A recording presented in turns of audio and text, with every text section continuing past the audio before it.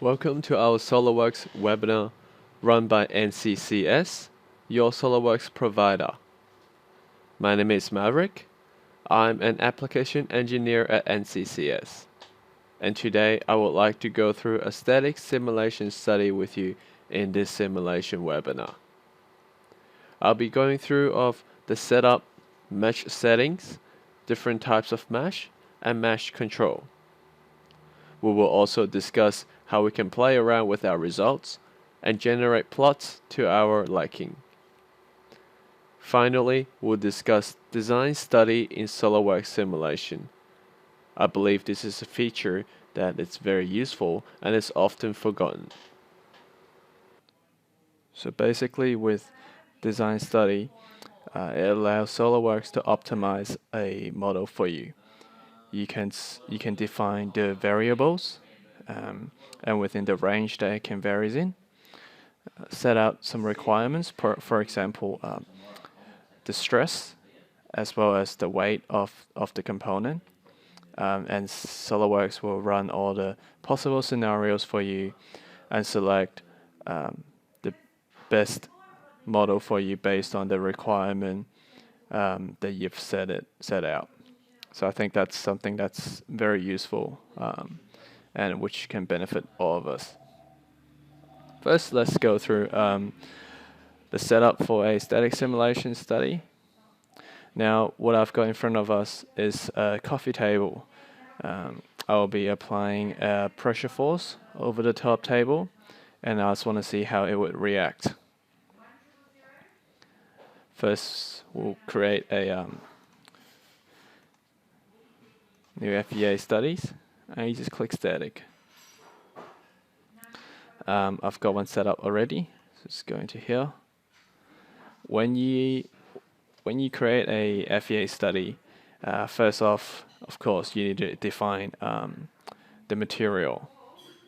You can do so by right-clicking, and then here you can select a large variety of material.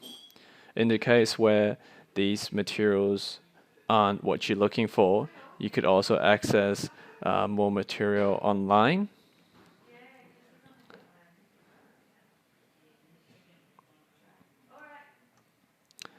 Secondly, you can also apply fixtures. For us, we've just applied a fixed geometry down the bottom. There are other advanced fixtures as well, like cylindrical faces, spheric faces. In terms of the external load, there are a large variety for us to choose from. For us, we just apply the pressure force, select the face, and input our value.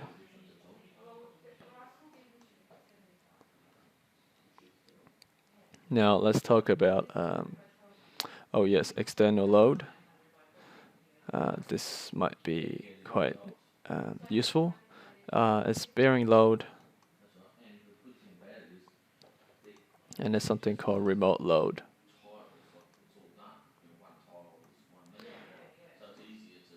So there's quite a lot of features that SolidWorks allows you to use to try and replicate the physical experiment as close as possible. Now with mesh, there are 3 types of mesh in SolidWorks. When you open up mesh parameters, you've got 3: standard mesh, curvature-based mesh, and blended curvature-based mesh. Now, what are all these mesh? I've just got a PDF here. Standard mesh are best for when symmetrical mesh is needed. However, it can experience large aspect ratios of failure, and it doesn't always work well with curved surfaces. And what's next is curvature-based mesh, just this one. This mesh itself can have a variable element size, and it's often regarded as the fastest mesh type. However, it can result in large aspect ratios, which can be seen in this picture here. The third type of mesh is something called a blended curvature-based mesh. It is the slowest, however, it can resolve large aspect ratios issues or failure. For me personally, I always use curvature-based mesh. And in the case where it doesn't work, then I'll go on to blended curvature-based mesh.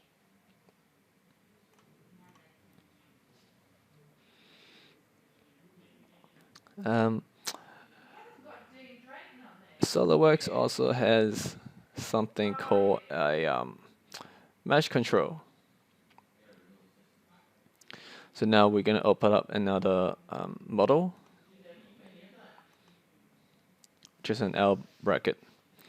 The reason why we want to apply a mesh control and say a model like that is because, well, how we've set it up at the moment is that we've got a fixed face up there, and we're pulling it downwards. And obviously along this corner over here, there will be a lot of stress concentration. And probably not so much stress along these areas. So what we want to do is actually refine the mesh just in this area, so that you save computer resources. There's no point of having really fine mesh on this side and on this edge, because, well, you're not going to get a lot of stress out of it. By using mesh controller, you could also run convergence check. Sometimes with models that are rather complex, you don't always get the exact stress value in the first go. You generally refine the mesh to try and achieve a converging result. And from that point on, you don't have to refine your mesh anymore, or else you're just wasting computer power. I'll just quickly show you how to apply a mesh control. Select the edge that you want to, or face that you want to apply a mesh control to, and you can change the mesh density. You could also change the ratio.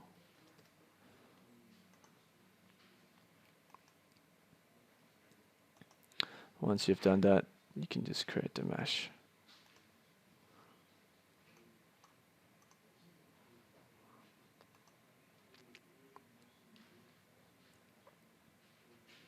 It may not be so clear, but you can see along this edge, the mesh are much finer as compared to, say, something over here. So that's what mesh control does. Generally do that for areas of interest, and you get pretty good results. However, sometimes, well, for this model, you would definitely get a stress singularity just because of the mathematical model that FEA runs on. Having a sharp edge means you have infinite stress. Well, so as a rule of thumb, you should always apply a fillet. No matter how small it is, just apply a fillet and try and smooth out the edges. And you could also apply mesh control on fillets.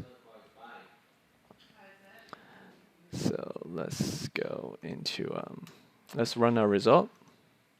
That shouldn't take too long.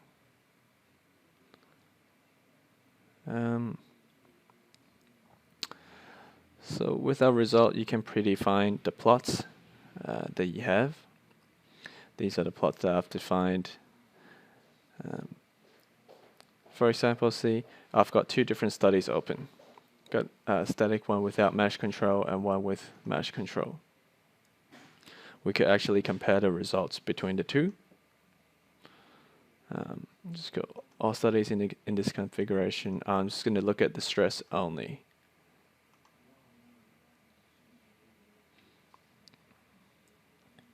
You can see differences in value.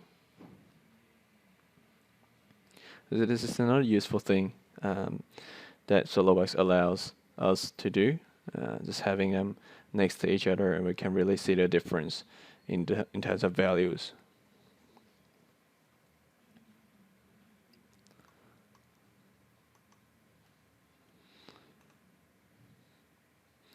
You could also check the resultant force. Sometimes this is very useful.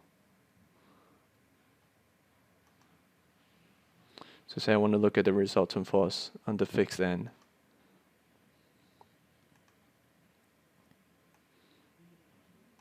So in the selection, we've got resultant as 900 Newton.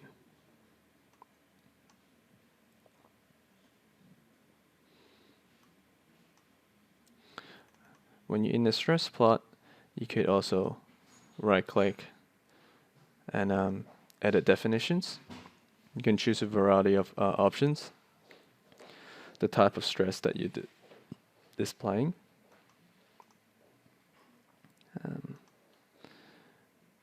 You could also select to have your maximum annotation and minimum annotation.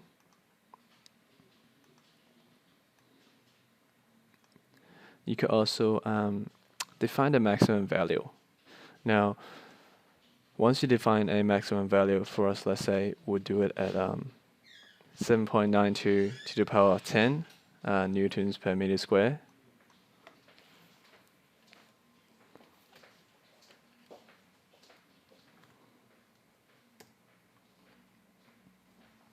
You have an option to specify all the values over this. Sorry, all the results over this value will be displayed in gray. This is particularly useful if, say, you cannot tolerate stresses over this particular value due to maybe it will deform too much that people who uses this item would think that it's going to fail. Just like bridges, even though you have a certain safety factor, you still can't let the bridge deform too much or else it would seem unsafe. This is a useful feature to do. The areas will be grayed out. You can clearly see which area are going over the particular limit that you have set.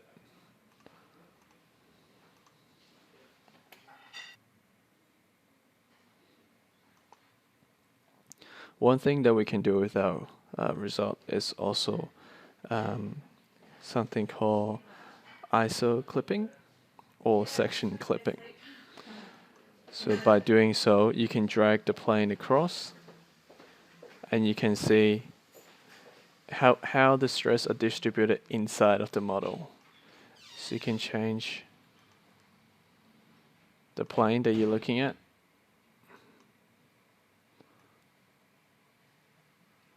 To get a better understanding of the stress distribution.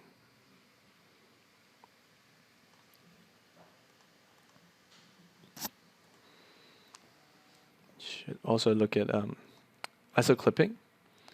So you can drag this along and display the stresses at those values.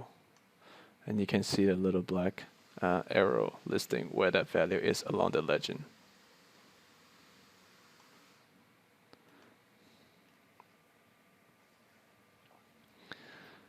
For example, with a model that has stress concentration, you may like to use a probe and just grab a few points around there, and it'll list out all the stress value over there. You can even also export it as a graph, and you can see how it varies.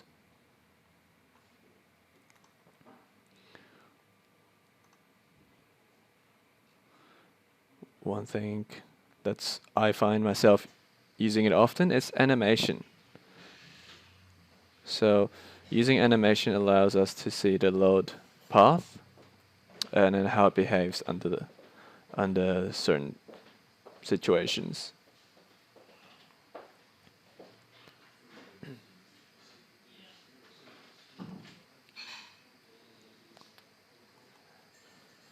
Now, finally, I want to go through the design study with you.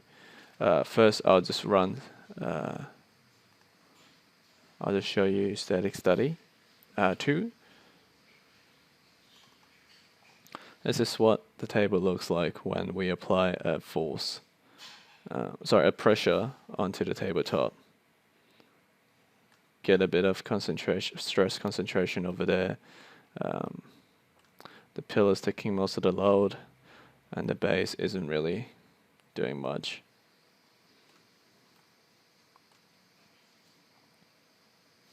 By the way, you can add new plots by just right-clicking onto results and defining the type of plots that you want. Okay, like I said before with design study, what you do is you type in the variables that you want to change within the model. So for me, I've got the thickness of the table, with it ranging between 50 millimeters to 150 millimeters, and with the step size 25 millimeters. So SolidWorks is going to vary this dimension for me and run the analysis. I've also got another variable, which is the thickness of the base, again ranging within 50 millimeters and 150 millimeters. Next, I've got the constraints. I'm monitoring the stress, and I've set the displacement to be less than 0.01 centimeters. You can set these values to anything you want.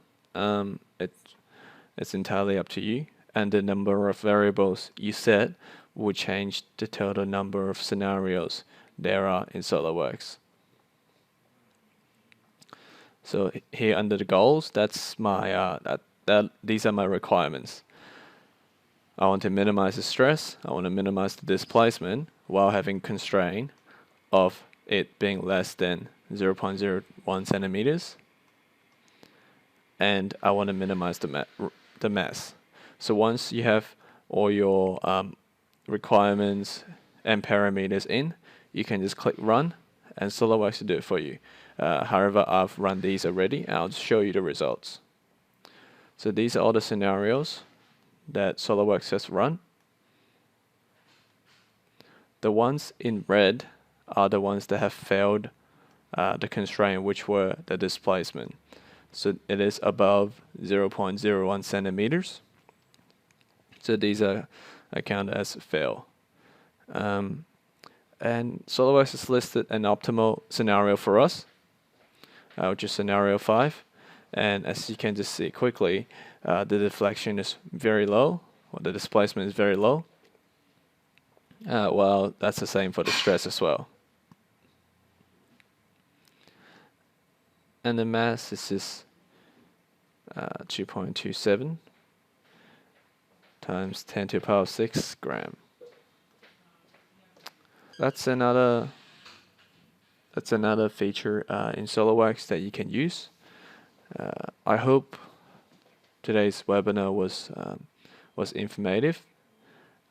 Please comment, email us if you have further suggestions, or if you have other things that you would like to see in the upcoming webinars. Let us know, and we'll do another video or webinar on it. Thanks again for tuning in. This is Maverick from NCCS SolidWorks. Thank you.